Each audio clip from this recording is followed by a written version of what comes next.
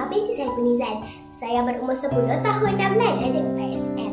Saya bersekolah di SK Sungai Dua yang terletak di daerah Batuan Pulau Pinang.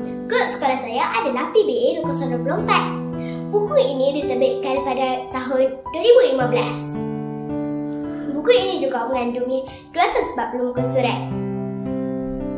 Penerbit buku ini ialah Aras Mega Sendirian Berhad. Dan penulis dia pula adalah Irfan Hamka. Apa yang menarik dari buku ini? Buku ini menceritakan tentang hubungan ayah-anak yang mendalam. Buku ini bukan sekadar biografi, melainkan sebuah eksplorasi yang mendalam tentang hubungan antara anak dan ayahnya.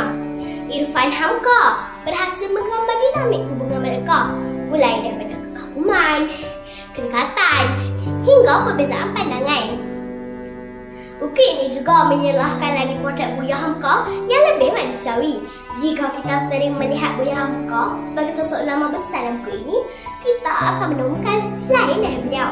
Kita melihat bagaimana Buya Hamka sebagai seorang ayah, seorang suami dan seorang teman. Buku ini juga menitik beratkan nilai-nilai kehidupan melalui kisah-kisah yang dihidangkan. Buku ini kaya akan nilai-nilai kehidupan seperti kasih sayang, keikhlasan, kesabaran dan pentingnya pendidikan. Buku ini juga mempunyai pelajarannya. Pertama, buku ini mengajak kita akan pentingnya keluarga sebagai asas kehidupan. Kedua, kita dapat mempelajari untuk menghargai perbezaan. Kita belajar untuk menghargai perbezaan pendapat dan pandangan, seperti yang terjadi antara Irfan Hamka dan Buya Hamka.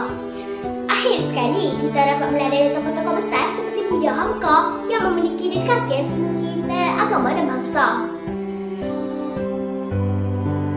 Kesimpulannya, Ayah karya Irfan Hamka adalah sebuah buku yang sangat layak dibaca, terutama bagi mereka yang tertarik bagi sosok Buya Hamka ataupun ingin memahami lebih dalam tentang hubungan keluarga.